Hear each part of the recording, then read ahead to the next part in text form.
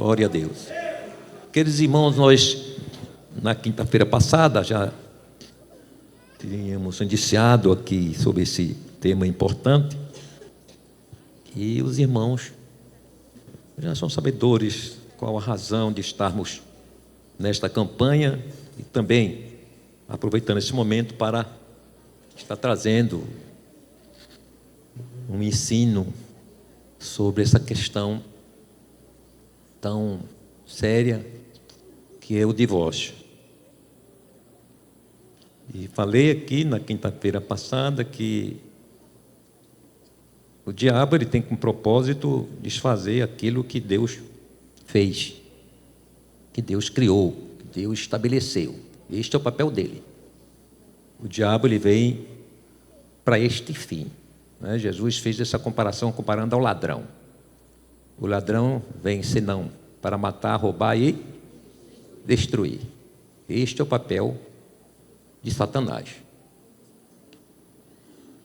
E o homem, ele por ser um ser muito especial, criado por Deus, e aqui incluímos o homem e a mulher, claro, e por ser, portanto, esse ser humano como tão especial para Deus, que dentro de toda a criação do Senhor, só o homem e a mulher coube o Senhor dizer que era a sua imagem e semelhança. E isso trouxe grande perturbação a Satanás, que já que ele tinha perdido sua posição de glória, de destaque, então Satanás ele teve como intento, como projeto, atingir aquela criatura agora em que a atenção de Deus estava voltada, né, para ela, que é a criatura humana.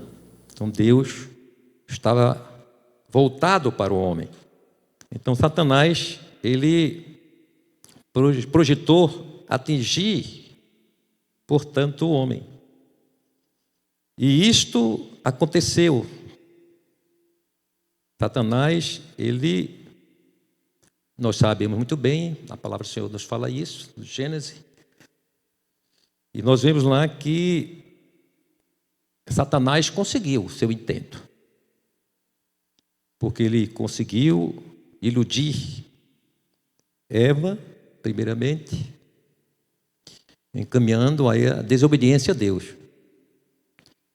E com esta desobediência de Eva, fez com que também seu esposo Adão entrasse pelo mesmo caminho.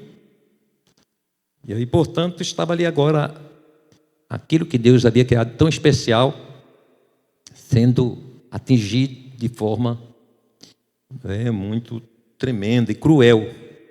Isso porque afetou toda a vida humana, né? Nós hoje estamos sofrendo as consequências ainda do erro dos nossos primeiros pais. Então Satanás ele conseguiu este intento. Mas nós louvamos ao Senhor porque o próprio Deus ele já havia provido isto, provido a providência na queda do homem. E a palavra do Senhor diz que do cordeiro que havia sido morto antes da fundação do mundo. E no jardim, depois da queda do homem, que o Senhor trouxe, portanto, a sentença, a mulher, Adão, trouxe também a sentença para Satanás, que está no versículo 15 de Gênesis 3, que falamos aqui.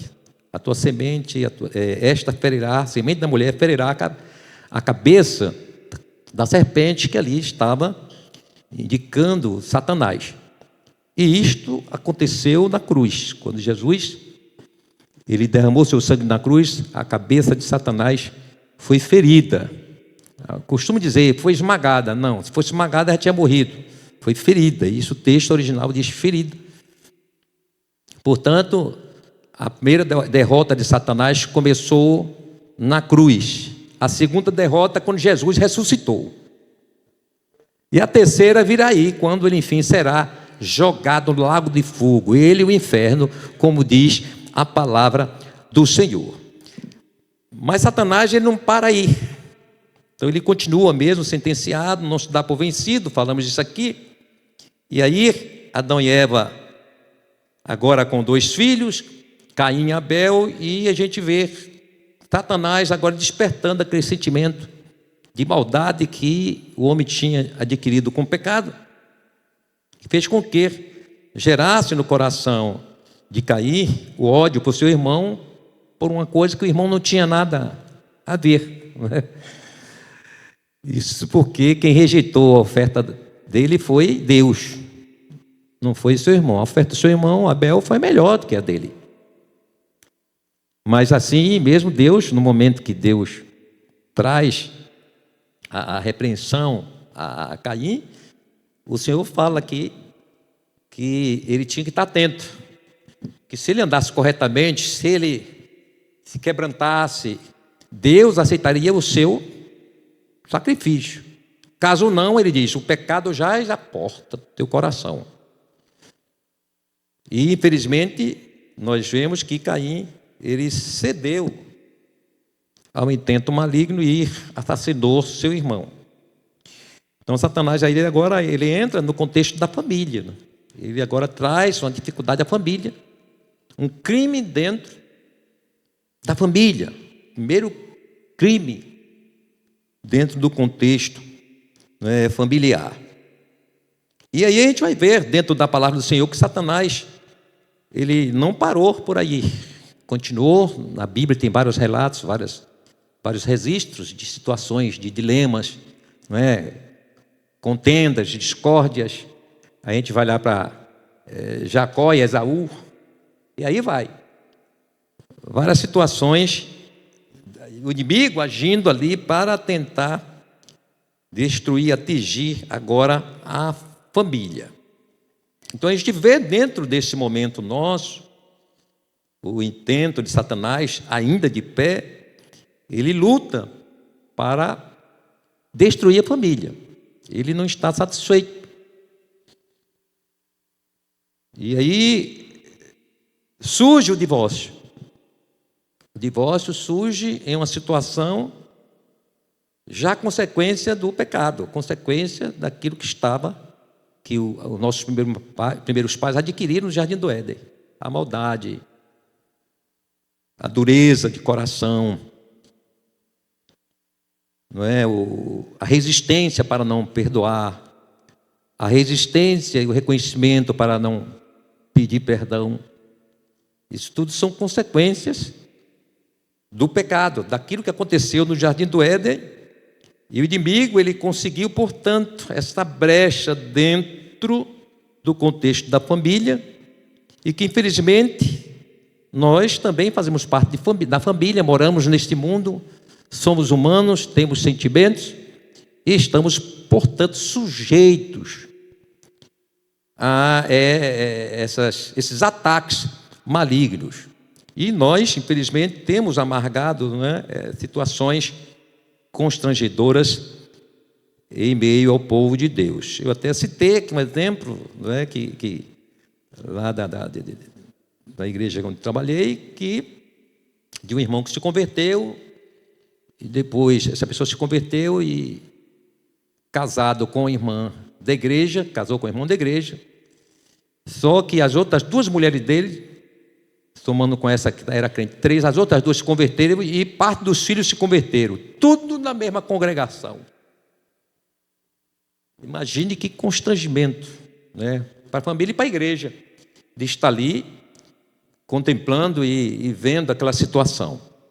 Então o diabo ele conseguiu adentrar e tocar essa questão do povo de Deus, que apesar de sermos humanos, falei aqui, nós somos falhos, fracos, mas nós temos recursos poderosos que podem impedir que se chegue um casamento a um extremo de um divórcio. Não estamos dizendo aqui que dentro do contexto de um casamento não haja conflitos, desentendimentos.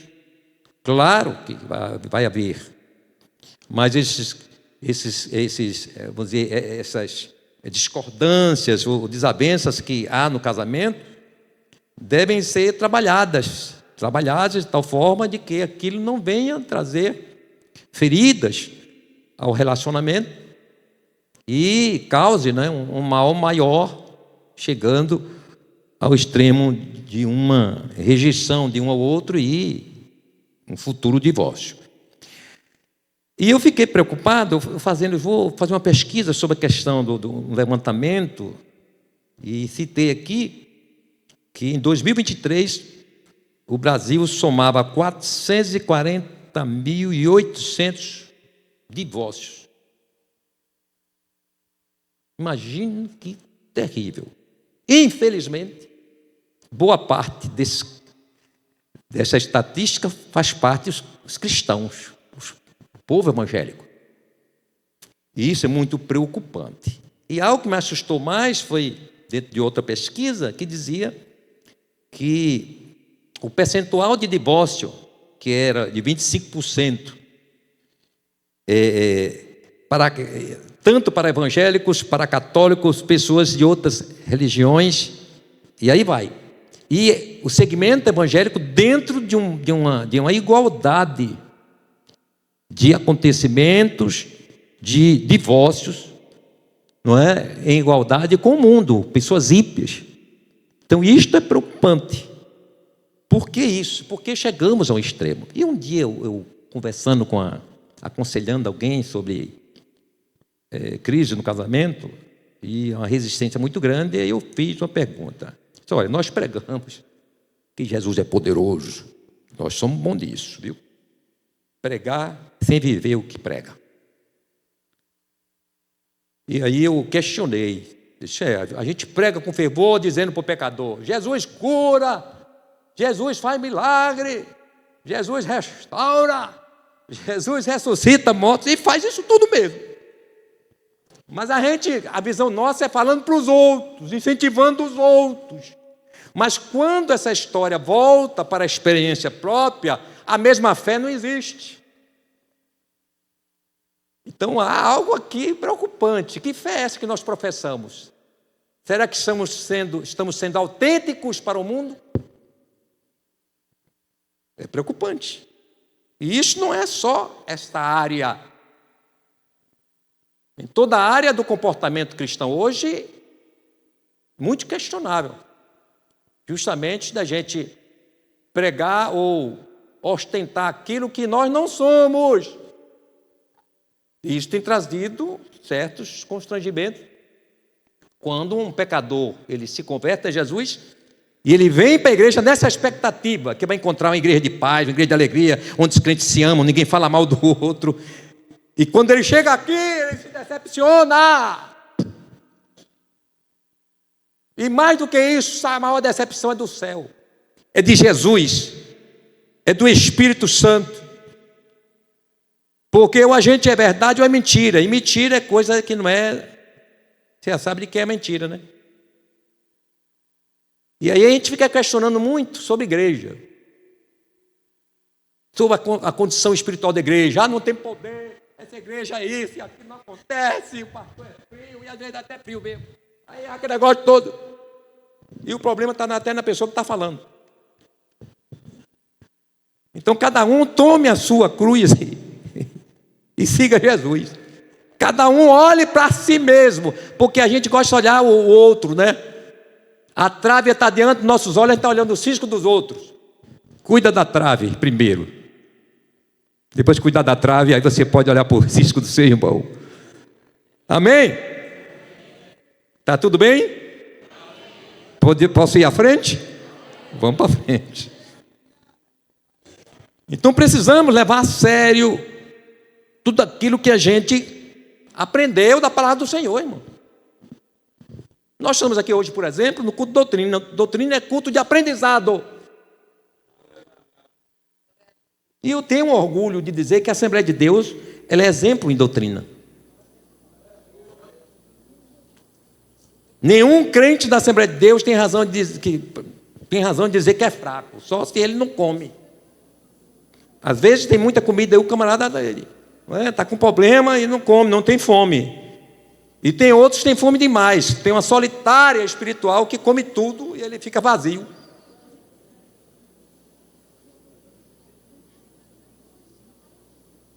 Então é preciso a gente estar atento, irmão. Nós somos crentes.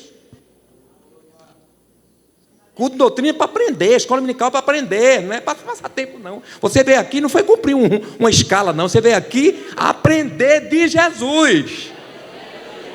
Amém?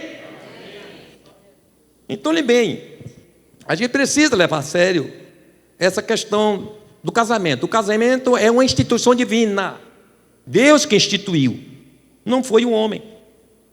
E esta é uma revelação bíblica, é algo de conhecimento bíblico.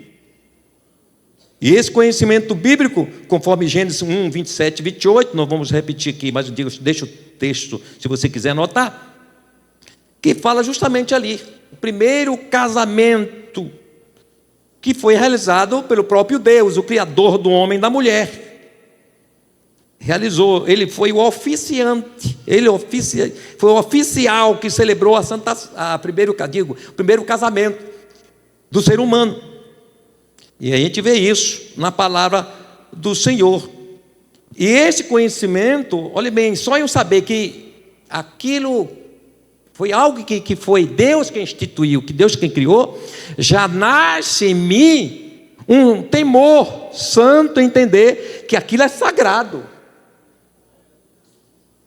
que aquilo é intocável, no sentido de eu desfazer aquilo, de eu desfazer o que Deus criou. Então a Bíblia nos diz que foi e é uma instituição divina. Então eu tenho que entender que esse conhecimento eu preciso colocar em prática. Então antes, quando surge um conflito, um litígio dentro do casamento, eu tenho que pensar, casamento é uma instituição de Deus. Não é sempre uma associação. É preciso entender.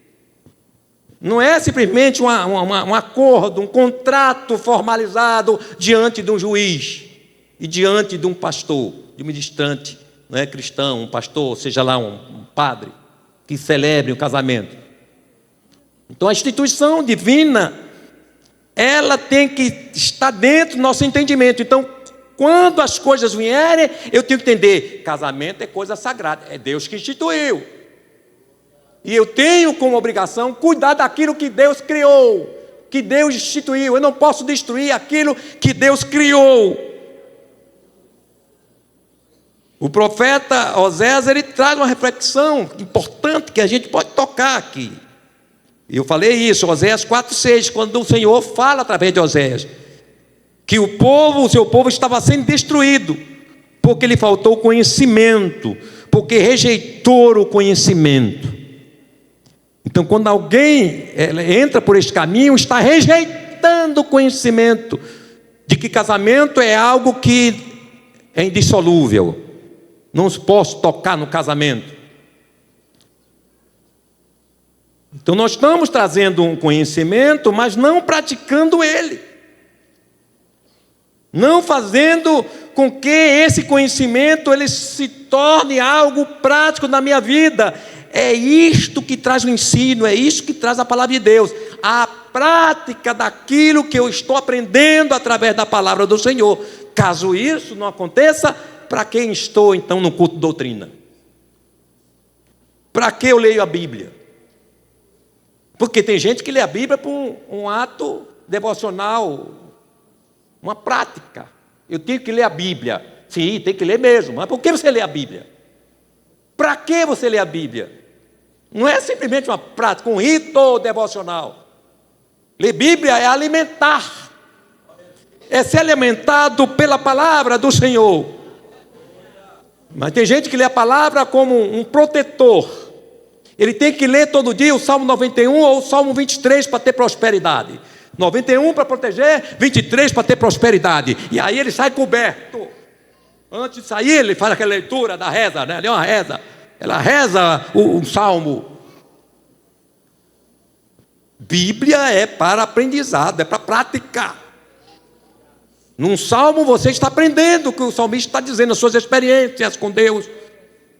E aquilo é uma prática para nós. Então saber é admitir, aceitar e andar segundo o que nos foi ensinado ou revelado. É isso que acontece na escola. Você passa lá, né? Quantos anos a gente passa na escola? Né? É anos e mais anos. Mas por que a gente passa ali anos mais anos? Aprendendo para quando terminar lá no curso universitário, a gente valeu a pena.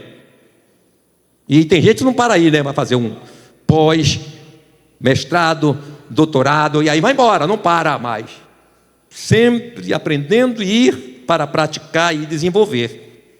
Então, o casamento, o conhecimento é a instituição divina, e essa instituição divina não pode ser destruída. Não pode, é indissolúvel. E aí chega para nós a questão, que falamos aqui, a questão do divórcio, que foi uma invenção humana. Não é uma ordem divina, não é um parecer divino, é uma concessão, uma vírgula. Não porque Deus quis, nem foi Deus que criou. E Jesus é bem enfático quando diz, Moisés. Porque ao princípio não foi assim, ele vai agora para a eternidade. Deus criou o casamento para indissolubilidade. Não se pode dissolver o casamento. É este o princípio. É isso que Jesus diz no texto que nós lemos, no versículo 8. Quando alguém questiona, quando os fariseus questionam Jesus. Então Jesus, ele diz que foi Deus quem instituiu. O divórcio é coisa, portanto, dos homens. E Moisés foi forçado a admitir essa concessão pela maldade do coração do homem. Assim diz a palavra do Senhor. Quando o Senhor diz, Moisés, por causa, versículo 8, da dureza do vosso coração. Então o que Moisés traz não é um aconselhamento bíblico, é uma vírgula. E o que Moisés faz também é regulamentar algo que estava sendo praticado de maneira banalizada. Então é preciso compreender o porquê desse questionamento ali com Jesus dos fariseus. Moisés regulamenta justamente para evitar os abusos e proteger a família. Porque segundo a interpretação dos fariseus, porque na época de Jesus existiam duas escolas eram dois sábios da lei judaica, que era Shammai e Hillel. Eram duas escolas, duas interpretações de Deuteronômio 24, que é onde estabelece a questão, que Moisés traz a questão do divórcio. E lá no versículo 1 de Deuteronômio 24, versículo 1 diz, quando um homem tomar uma mulher e se casar com ela, então será que se não achar graça em seus olhos, mas ele continua, porque graça em seus olhos, por nela encontrar coisa indecente, no hebraico está ervat ou arvat daber, ou ervat dabar, como queira, que significa alguma impureza. Aí os fariseus estavam agora indo pelo caminho de Hillel, porque a escola de Shammai, ela era mais restrita, prendia justamente a questão da infidelidade, mas Hillel era por qualquer coisa. Aí eles fazem a pergunta, é lícito um homem dar carta de repúdio à mulher por qualquer coisa? A escola de Hillel, que era a escola que estava contradizendo, na verdade, não estava distorcendo o que Moisés estava apresentando em Deuteronômio 24, que Moisés não diz que era qualquer coisa. Ele diz coisa feia nos olhos por uma prática de impureza. Então o que Jesus estava trazendo aqui, os fariseus estavam querendo trazer o embaraço, de confrontar Jesus com a interpretação da escola de Hillel, desse sábio. É lícito a um homem repudiar sua mulher por qualquer motivo? Que não era isso que Moisés estava dizendo. Entretanto, Jesus derrete a intenção dos fariseus, mostrando o fundamento do casamento e de sua indissolubilidade, que está no capítulo 19 de Mateus, versículos 3 a 6, que diz, Estou correndo, né, chefe? Você está com a mão no queixo assim por quê? Pode correr aí também para ajudar os irmãos, viu? Ele, porém, respondendo, disse-lhe: não tendes lido que no princípio o Criador os fez macho e fêmea? E disse, portanto, aí Jesus começa a fechar a porta. Portanto, deixará o homem pai e mãe, se unirá a sua mulher, e serão dois numa só carne. Pronto, é um só filho. Não é mais dois, é um. Aí ele está falando da unidade do casamento. Aí diz, assim não são mais dois, mas uma só carne. Portanto, o que Deus ajuntou, não separe. Ponto. Jesus já freou ele, nem Hilel, nem Shammai. Ele não tem essa autoridade de terminar o casamento. Isso é questão da dureza de coração de vocês. Mas o que o céu deseja é que, até que a morte o separe, que não se acabe o casamento. Vamos mais à frente. Então não se pode alguém entender que por esta legalidade, ou por estar legalmente divorciada, significa estar apta a uma nova aliança. Porque já aconteceu, não vou dizer o endereço, de alguém nessa situação, e o pastor, talvez por falta de conhecimento disso, aceitou esse moço na igreja, sendo que a esposa dele estava na igreja, está crente, nunca pecou, nunca foi atrás de outro casamento. Ele casou com a mulher com quem ele traiu a esposa. Depois vem para a igreja casado com essa mulher do pecado e é recebido como membro da igreja. Não foi longe de nós, não. E aconteceu isso. E eu tive, na época, que dar um freio. E puxar o freio de mão também. Não podia tirar da comunhão.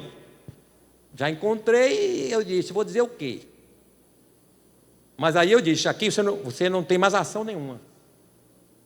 Aqui você não prega, você não canta, você não testemunha, não tem cargo na igreja. Porque você está em pecado. Em adultério. Olho no olho, eu falei isso com ele, essa pessoa. Até que depois tomou o caminho que devia tomar, porque não se arrependeu e não largou a mulher do pecado. Então, mesmo, onde eu quero chegar, que não é a legalidade de um juiz assinou, desfez lá o negócio, que você está apto a casar, não. É por isso que Jesus ele traz o ensino que está no versículo 8 e 9 do capítulo 19 de Mateus, que é bom marcar na sua Bíblia, que depois os crentes esquecem. Onde é que tem escrito isso? Dizia até que na Bíblia não fala isso. Aí vamos ler o que o texto diz. Eu faço questão que você abra a sua Bíblia. Mateus 19, versículo 8 e 9. Disse-lhes ele, Moisés, por causa da dureza do vosso coração, vos permitiu repudiar a vossa mulher. Mas ao princípio não foi assim. Eu vos digo, porém, que qualquer que repudiar sua mulher, não sendo por causa de prostituição, e casar com outra, comete adultério. E quem casar com a repudiada também comete adultério. Os dois lados. Aí aprenderam a arte. Se separam por nada. Aí um fica torcendo depois separado pelo outro para outro pecar, achando que vai ter legalidade de casamento. Não, a Bíblia não diz isso. Quem casar? Não diz o tempo. E o segundo momento é consequência, não é causa. A Bíblia está considerando causa. Qual foi a causa? Infidelidade. Aí sim. Não tendo infidelidade, quem pecar depois, continua a mesma sentença para um para o outro. Não pode casar. Então não é legalidade. Divorcie que você legalize mulher, legalize homem, que vai dar tudo certo. Vai ficar debaixo da condenação. E isso é para salvação, viu? Que na Bíblia, no céu não entra adúltero. Certo é que Deus odeia o divórcio. Pronto. Não importa ele qual seja.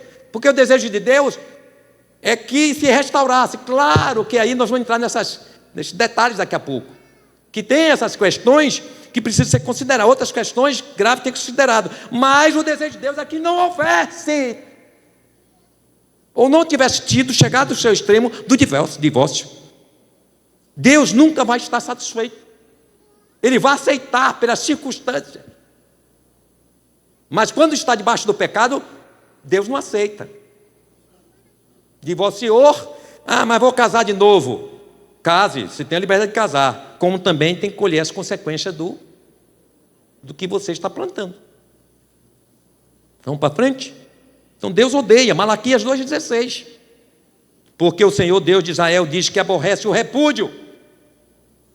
Aborrece. E o que Deus aborrece, irmão? Não enfrente não, viu? Não aborreça Deus não. Porque aborrecer Deus não é coisa boa não. Então não aborreça Ele não.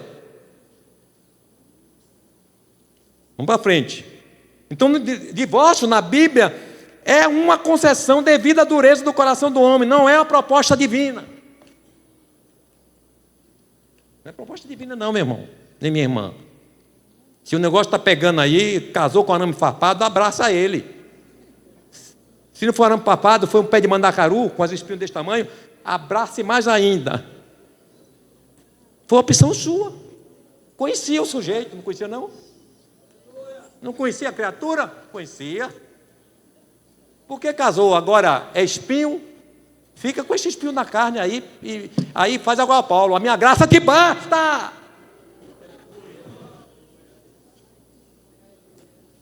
Vamos para frente. Não foi Moisés que criou, não foi proposta divina. Aí ele diz aqui, pela dureza do coração. Dureza aqui não é a não capacidade de resolver os litígios de forma humana e amorosa. Porque é interessante, a gente resolve litígios com pessoas outras, se ajoelha, lamba os pés, chama para comer um churrasco, para fazer união, engole sapo, engole espinha. Mas o que acontece? Mas quando se diz no relacionamento conjugal, não é o mesmo amor, não é a mesma compreensão, não é o mesmo esforço. O que está havendo então?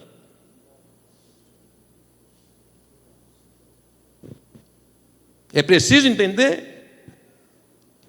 E Paulo traz isso em 1 Coríntios 13, 4, 7, falando sobre o amor. Sobre o amor. O amor é sofredor. Ou paciente. Algumas versões dizem, o amor é paciente. Aqui o sentido é perseverar pacientemente e bravamente ao sofrer infortúnios e aborrecimentos. Aí a gente se irrita fácil com a mulher. A mulher com o marido. Qualquer coisinha, quebra dentro de casa. Mas com as pessoas estranhas, não. Que estranho, não é isso? Se irrita fácil com a mulher com o marido. Mas com as amigas, os amiguinhos, é aquele negócio. Camarada falso, é falso com a pessoa, atrai a pessoa, e faz tanta coisa, e aí se une, se abraça, deixa para lá, Jesus já perdoou, mas o mesmo Jesus não age no coração dos casados. Hein? Que evangelho é esse que a gente está vivendo, irmãos? Ser crente não é isso não, viu? Não se comporte como o mundo, não. O mundo não tem Deus, não. É regida por Satanás. O mundo jaz no maligno. Igreja não. É dirigida, dominada pelo Espírito Santo, é a palavra de Deus. Pronto, final, ponto final, é isso aí. Então o amor é sofredor, ele é perseverante, paciente, é benigno, tem bondade.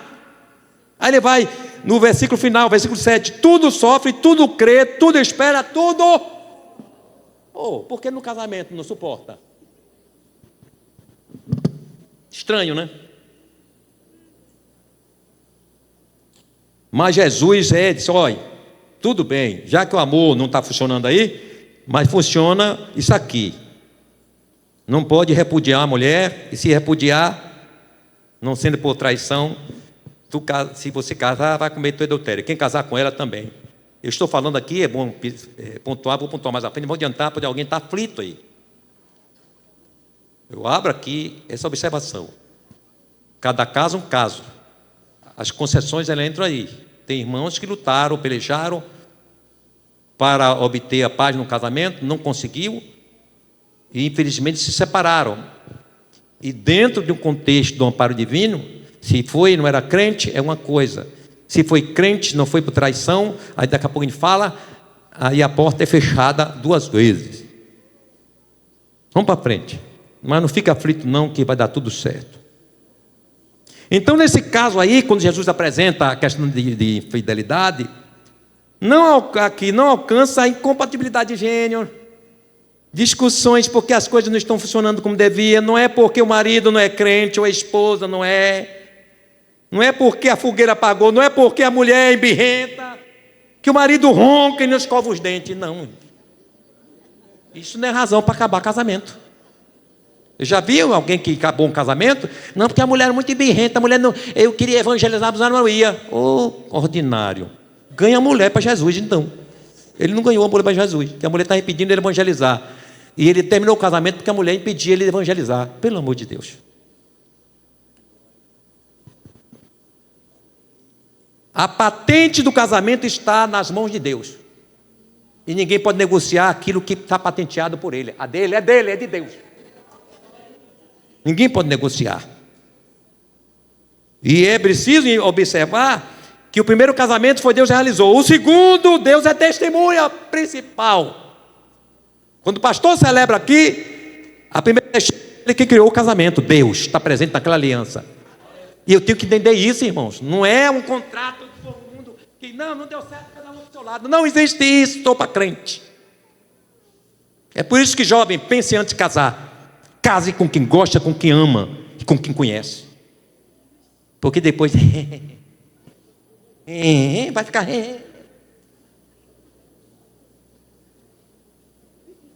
Então, Malaquias 2,14 diz: porque o Senhor foi testemunha entre ti e a mulher da tua mocidade. Acabou, meu irmão. Está aflito? Vai para a oração em jejum, que vai passar aflição. Está doendo? Bota o bálsamo do Espírito Santo. E qual é então o posicionamento bíblico divino sobre o divórcio? Aí a gente vai começar agora, rapidinho. Para viúva e viúvo, este é o ponto principal e bíblico, puramente bíblico. 1 Coríntios 7,39. A mulher casada está ligada pela lei todo o tempo em que o seu marido vive, mas se falecer o seu marido, fica livre para casar com quem quiser, contanto que seja no outro detalhe. Depois a mulher morreu, o homem morreu, aí eu estou livre para casar. Quem disse? A causa não foi essa. O que conta é a causa. Se a mulher morreu depois, não está livre não, filho. O homem morreu depois, não está livre não, minha irmã. A Bíblia não diz isso, que está livre. Cuidado com as interpretações por aí. A Bíblia não diz isso. Então o texto é esse aqui. Ou seja, a mulher casada está ligada pela lei o tempo em que o seu marido vive. Mas se falecer o marido, fica livre para casar com quem quiser, contanto que seja no Senhor. É crente, case com crente. Se casar com descrente, está pecando e é disciplinado da igreja. Porque a Bíblia diz, com crente. Está vendo como é sério o negócio? Para quem pecou, o bíblico é, quem peca, se arrepende e confessa. E confessa de imediato, hein, filho? Não fica guardando esse... Não guarde no baú, não. Confessa de imediato, que depois que tu for confessar, a mulher diz, mas tanto tempo você não falou isso? E aí você pode perder a bênção, não recebeu perdão porque você pecou 2 vezes.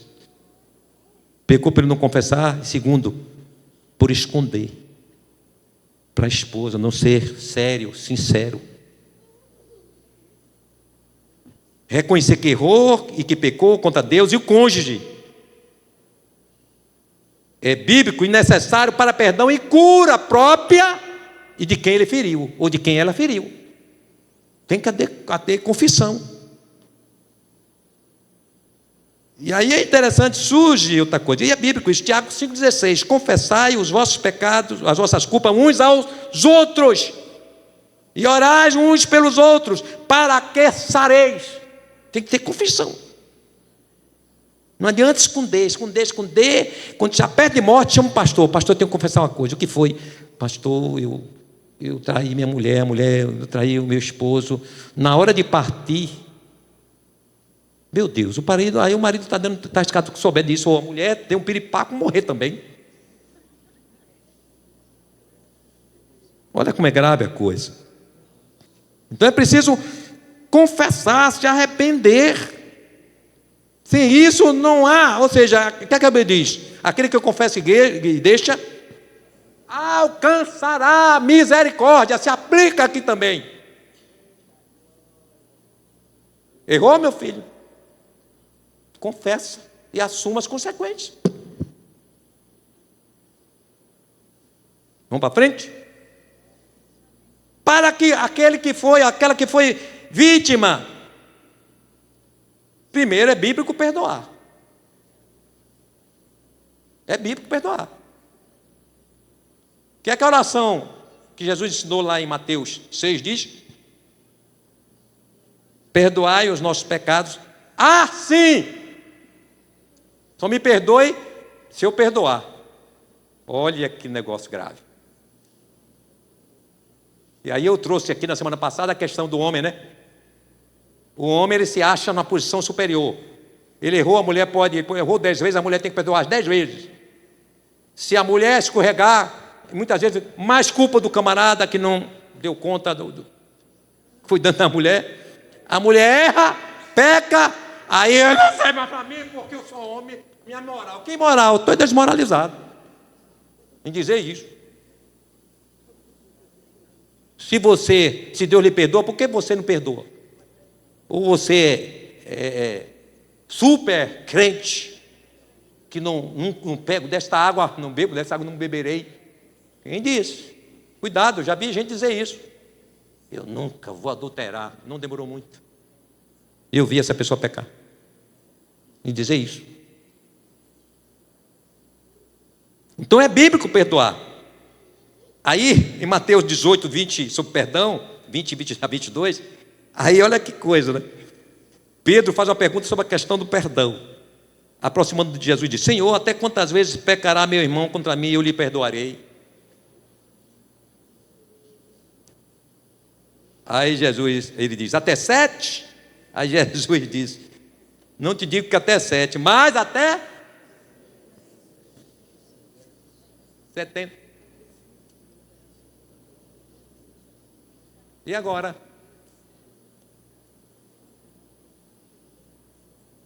Então é algo importante. Agora há de se observar que esta expressão até mais 70 vezes está atrelada ao arrependimento verdadeiro. Logo, quem repete viciosamente o pecado de traição, é questionável se é verdadeiro esse perdão, esse pedido de perdão, esse arrependimento. O que foi que Jesus disse à mulher adúltera? Vai e peque de novo. Não peques mais. Tem crente que observa que o cônjuge é bem crente, e é mesmo. Aí ele tem algum problema de caráter, ele repete os pecados, sabe que a irmãzinha é mulher de oração, tem um coração grande, e a bichinha está lá sendo iludida pelo ordinário, ou vice-versa. Está pesado, irmão? Ou está dando para compreender? Está dando para aguentar? Se não der, bota sal. Vamos lá. E agora vem outra coisa. Sim, e isso, traições repartidas ou repetidas, é escárnio a Deus como autor do casamento. É desqualificar a aliança de fidelidade com o cônjuge, gente. Ah, minha filha, me perdoe. Ah, meu filho, eu lutou bem.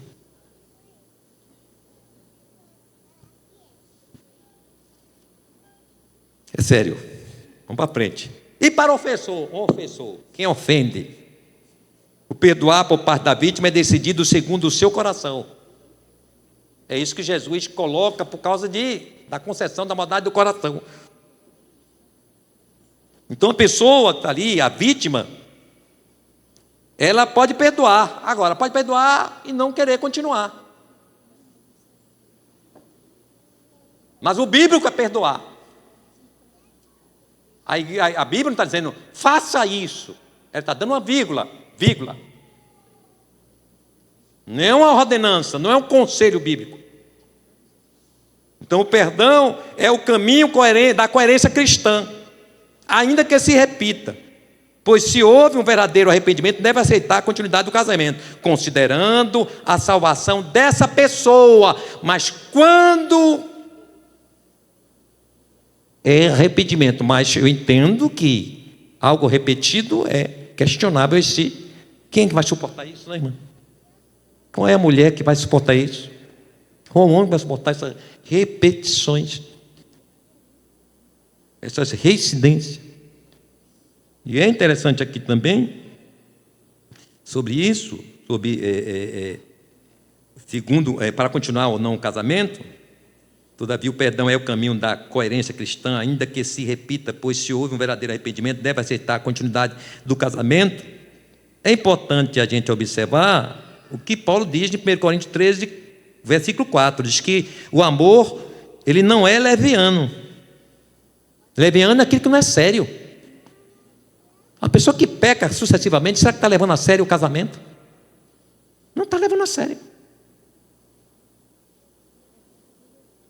Então o amor não pode se tratar sem seriedade.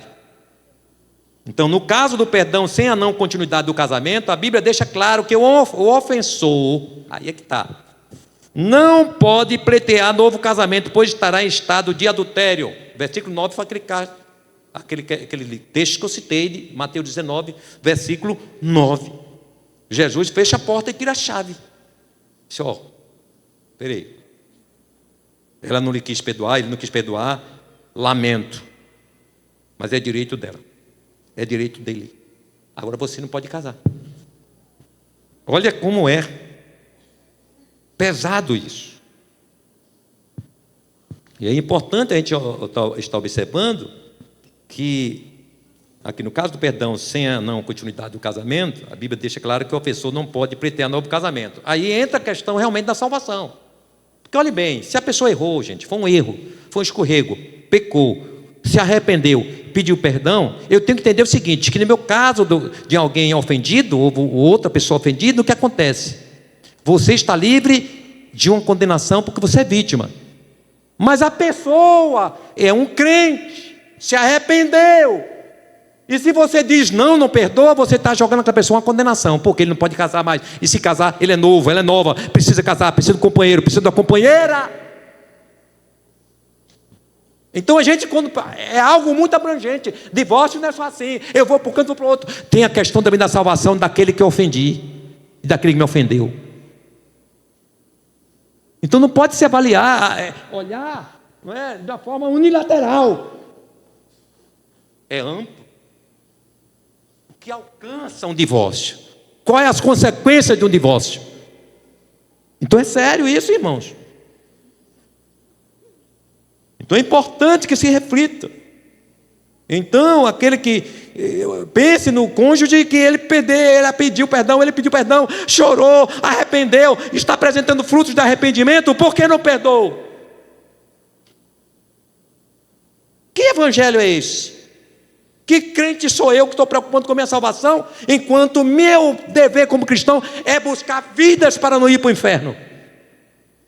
Então a igreja, o crente não pode analisar pela visão humana, porque ele pode ser culpado do sangue de alguém, porque ele não perdoou também.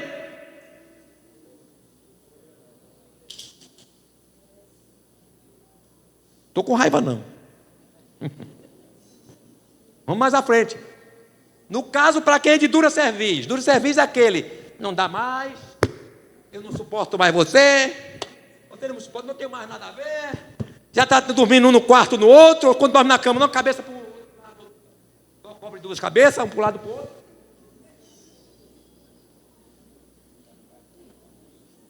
Isso é certo para crente? acabou de se converter a Jesus. Se aqui tiver alguém, me perdoe, aceite a Jesus. Hoje ainda, quem sabe você se salve.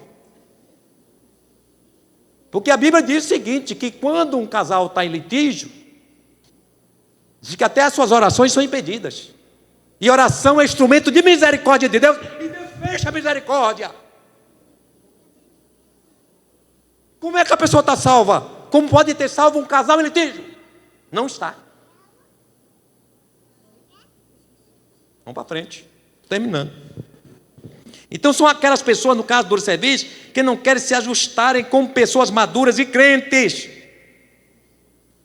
Aí alcança, não, porque não dá mais, eu tenho incompatibilidade de gênio.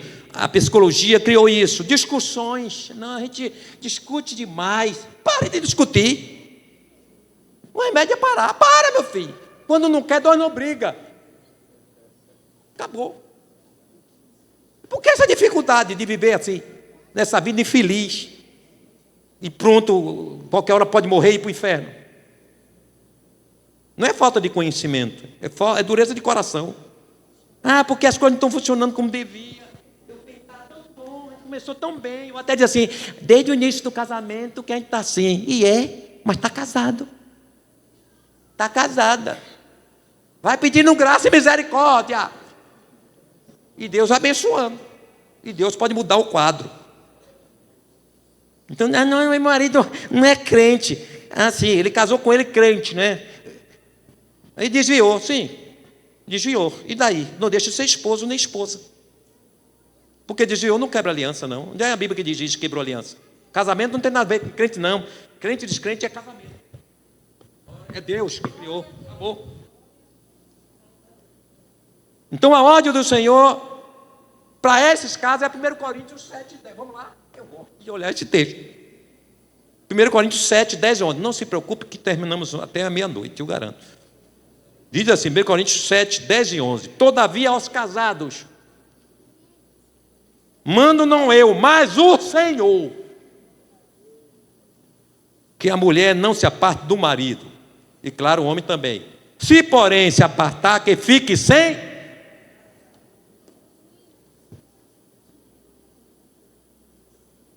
ou que se reconcilie. Aqui não foi um ponto de vista de Paulo, foi o que ele disse, segundo o Senhor. Se reconcilie com o marido, e que o marido não deixe a mulher. Acabou, meu irmão. Não está dando certo, vamos perto de Jesus, vamos sentar como adulto, como crente que tem o Espírito Santo, que tem o Espírito Santo é pacificador, é perdoador, é compreensível. Agora tem muito crente que pensa que tem o Espírito Santo e não tem. Aí anda na carne, anda na emoção, anda segundo o mundo. Eu vou lá, eu não suporto essa mulher, aí depois vai tomar santa ceia, debaixo de condenação. Portanto, examinai cada um a si mesmo, e assim coma deste pão e beba deste cálice. E aí? Muita gente condenada, meu irmão. Jesus sabe por que está vendo essa mensagem. Então não pode casar, filho. Quer separar? Tudo bem. A Bíblia diz, pronto, separe. Agora não vai casar não, viu, filho? Fica aí, para ser eunuco e a mulher ser uma... o quê? A mulher, não, eunuca não existe. É eunuca, a mulher seria o quê? Só uma misericórdia, não tem nem nome para dizer. É sério. Na igreja não tem freira, ia ser o quê? Uma beata santa. Só Jesus. Então fica sem casar. Então o mandamento lá, não suporto mais. Pois é. O amor tudo sofre, tudo crê, tudo espera, tudo suporta. O mandamento é que nos suportemos em amor na unidade do Espírito Santo. Efésios 4, 1 a 3. Rogo-vos, pois eu, o preso do Senhor, que andeis como é digno da vocação com que foste chamado. Qual é a vocação do salvo? Com toda humildade, mansidão, com longanimidade, suportando-vos uns aos outros em... Acabou, filho. É suportar em amor. Procurando guardar o vínculo, guardar a unidade do Espírito pelo vínculo da paz. Paz. Aí, Tem também isso, Colossenses 3, 12 a 17, que fala também: revestivos, pois, como eleitos de Deus, santos e amados, entraves de misericórdia e benignidade, humildade, mansidão, longanimidade, suportando-vos uns aos outros e perdoando-vos aos outros. Perdoando-vos aos outros, e se alguém diz assim, e perdoando-vos aos outros, e se alguém tiver queixa contra outro, assim como Cristo vos perdoou. A Bíblia está aí nos informando, ensinando, e a gente vai estar no zumbi. Pode, não pode. Eu vejo cada pergunta de casal, quando a gente... que pergunta é essa, irmão? E para quem tem um cônjuge crente, esse aqui, por favor. Eu casei, o homem... pastor, o homem só fede da carne, bafo de onça o tempo todo. O homem chega em casa, meu Deus, dá aquele arroto, engole o arroto, e clama Jesus, chupa a pastilha, e vai suportando.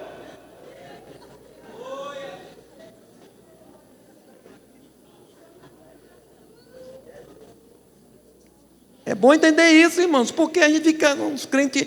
Não tem, agora, claro que tem algumas situações em que o cônjuge se converteu e outro não, ou mesmo que tenha se desviado, não importa. O caminho aqui é da sabedoria espiritual. Manter seu papel de esposo ou esposa, mantendo o mesmo carinho e respeito. Ele agora não é crente, eu sou vaso santo. E aí o casamento é o quê? Quem criou o casamento não é santo, não? E a Bíblia diz que a mulher, tanto uma mulher ou um marido crente, santifica o cônjuge.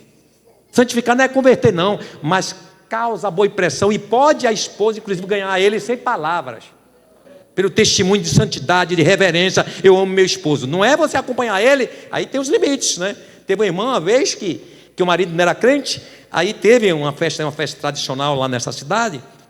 Toda época reúne lá o pessoal da agricultura, aí tem forró, tem tudo. Aí ela foi com o marido, porque é um marido crente, eu tinha que acompanhar meu marido. Aí foi. Quando chegou lá e tal, sentado na mesa, o forró comendo no centro, daqui a pouco o marido pegou ela pelo braço, olha ela no forró. Teve que ser disciplinada da igreja. Foi eu que disciplinei essa irmã. Eu desliguei ela. Ela foi dançar forrozinho com ele. Meu marido tomou uma cerveja, o pastor tomou só um golinho, para não passar vergonha. Tomar logo o copo, perdeu o tempo, que tomou só um gole, tomar logo um copo.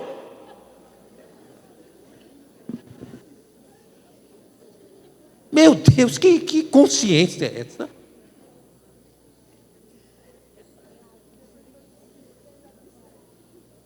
É claro que aí os maus hábitos na intimidade ou outros comportamentos que não cabem ao crente devem ser contestados à luz da Bíblia, mas sem combates. Eu agora sou santa e agora acabou. Não é por aí. Vai pela palavra. Ó filho, a Bíblia diz isso. Ó filha, a Bíblia diz isso. E a palavra é poderosa. A palavra transforma, restaura, liberta. Uma certa ocasião, um casal me procurou, acompanhado com a irmã. Não foi aqui não, viu, irmão? Não foi aqui, diante do Pai, do Filho e do Espírito Santo. E aí me procurou, uma aflição mal do mundo. E eu disse, meu Deus, o que é isso? Aí veio a irmã, e era crente o cidadão, um cooperador da igreja. E a irmã, numa aflição, teve coragem de chamar outra irmã, e veio a irmã acabada, arrasada, caído o semblante. E a irmã veio dizer que eram práticas antinaturais de um cooperador da igreja com a esposa, irmã, a mulher sofrendo, na angústia, mal do mundo, porque eles vieram do mundo, mas se converteram, mas ele não se converteu direito. Estava na igreja, cooperador, mas não era crente. E ainda com práticas abomináveis pela palavra do Senhor. Olha lá, viu? É pecado mesmo, aquilo que não é natural é pecado. Pecado gravíssimo. Então cuidado, mas isto, casou com a pessoa, se converteu a Jesus, e ele não se converteu, ou ela não se converteu, vai tratando isso de tal forma, você vai se libertar. Agora, isso dentro do campo de pessoas crentes, meu irmão, isso aí é para excluir, passar 10 anos sem voltar para a comunhão. Porque um crente está fazendo práticas sodomitas com a esposa, costumes do mundo, um homem sem Deus, imoral, depravado, para trazer essa prática para dentro de casa, para a esposa, continuar algo que aprendeu no mundo, que Satanás botou no coração, e dizer que está tudo legal. Não, é porque meu casamento tem que ser sustentado. Cuidado.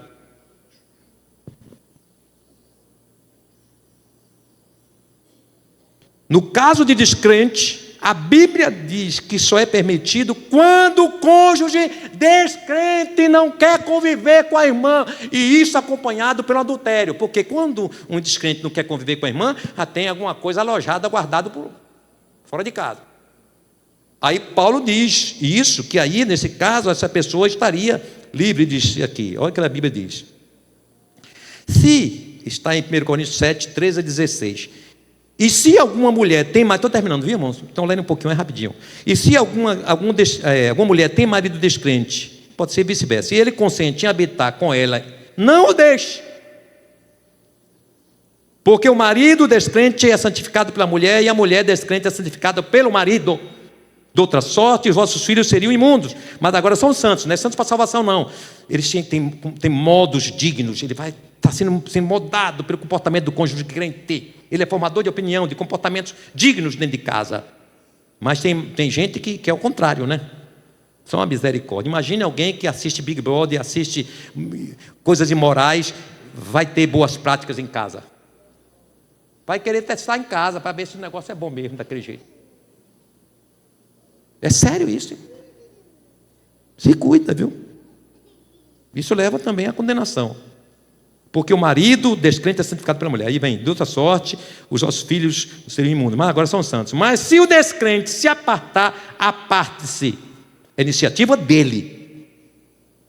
Porque neste caso o irmão ou a irmã não está sujeito à servidão, mas Deus chamou-nos para a paz. Você não vai insistir, não me deixe não, eu não quero mais você. Pronto. Quer ir embora? Boa viagem, Deus me guarde, guarde você, mas me beneficie. Porque onde sabes, ó mulher, ou vice-versa, se salvarás o teu marido, onde sabes, ó marido, salvarás a tua mulher. E assim cada um ande conforme, como Deus lhes repartiu, cada um como o Senhor o chamou. É o que ordeno em todas as igrejas. Então, olhe bem, se for por iniciativa do cônjuge crente, não poderá se casar, a não ser que o cônjuge descrente adulterou, ou prática homossexual, lesbianismo, pedofilia, etc. Aí sim, aí estaria coberto para um novo casamento. Mas o conselho é 1 Coríntios 7,11, se aplica aqui do que Paulo diz. Nesse caso, que quando a crente ou o crente tomou a iniciativa de separar, não quero mais ser ímpio, não, eu não suporto mais olhar para a cara desse homem ou dessa mulher. E o negócio é sério mesmo, quando enjoa mesmo, mas Jesus tira enjoo. Jesus é um bom, como é um Dramin? Ô Dramin bom é Jesus. Jesus tira o enjoo na hora. Só é você deixar Jesus tirar o enjoo. Toma um Dramin de Jesus e vai acabar o enjoo. Então aqui tem que se aplicar o que Paulo diz, que não se aparte, ou se apartou, fique sem casar, ou se reconcilie. É isto aqui. E terminando aqui diz, do cônjuge envolvido com a criminalidade, e que haja violência doméstica, risco real de morte, ainda não há um posicionamento convencional do se casar no caso de rompimento por parte do cônjuge crente em decorrência de violência e criminalidade. Ele pode estar coberto pelo que Paulo diz. Você pode largar, filho. Agora, que não se case. Porque eu não posso ordenar aquilo que a Bíblia não diz. Case, a Bíblia não manda nem casar nem descasar. Eu prefiro não apostar, nem aventurar. Eu tenho que ficar por aquilo que a Bíblia me dá respaldo. Então não case. Já que não houve agora. Que é importante isso aqui. Tem entendimento que se aplica também aos versículos 13 a 15, que é aquela do camarada que é ímpio, ou a mulher que é ímpia, que não quer mais viver com ele. Então, desse rompimento, se entende o seguinte, porque ali Paulo não diz que deve casar, né? A mulher, quando o cônjuge separa, não diz que pode casar. Mas há um entendimento de que essa separação, ela dá legalidade no sentido de, considerando de abandono. Aí a convenção fala que o caso de divórcio por conta de abandono pode se admitir um segundo casamento, não é? Agora, quando se trata de duas pessoas, no caso, se o agressor, se uma crente ou um crente, primeiro é a vítima denunciar o pastor. Pastor, tem gente na igreja que bate na mulher, dá empurrão? Tem!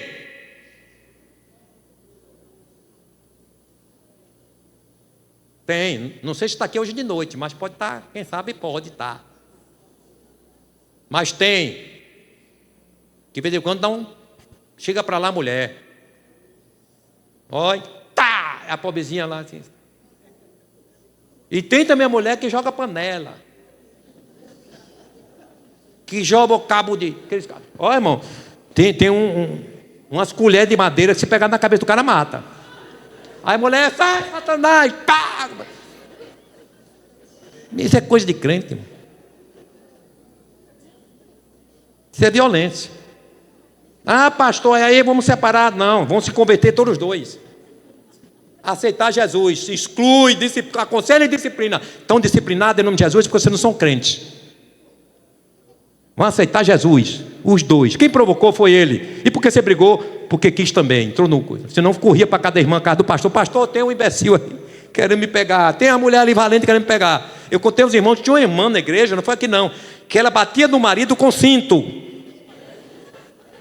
Um cooperador da igreja. Irmã, é sério isso, porque nós tratamos isso. Eu, meu pai, tratamos isso. Agora a irmã era fortinha. Valente, só um siri na lata. E quando ele não queria obedecer, ele dava qualquer coisa, ela pegava e o bichinho era crente. Ele nunca tocou nela. E o cinto comia no centro. E ele não gritava o bichinho, nem dizia nem ai. Eu acho que dizia: Jesus, me ajuda a levar essa cruz. Até um dia que aconselhamos os irmãos e Jesus libertou a irmã. Ficaram o maior amor. A irmã ficou mansa, irmão. Mansa, o irmão ficou na felicidade maior do mundo, que acabou de, não tem mais de onde apanhar. E agora, irmão, o que tem que entender é o seguinte: que o casamento encerra aqui, é indissolúvel. Nós temos armas poderosas para evitar chegar a qualquer extremo. A mulher crente ou o marido crente tem suas armas espirituais, como oração, jejum, o seu comportamento bíblico. Tem a palavra do Senhor. Meu Deus, como é que não resolve um negócio desse? Tem que ir ao extremo. É por isso que essas questões de divórcio têm que ser analisadas ao pé da letra mesmo, vendo os mínimos detalhes. Antes se ouvia mais o homem, nem ouvia a pobre da mulher. E às vezes quem provocava a situação não foi um homem que provocou, não cuidou, não tratou. Amém?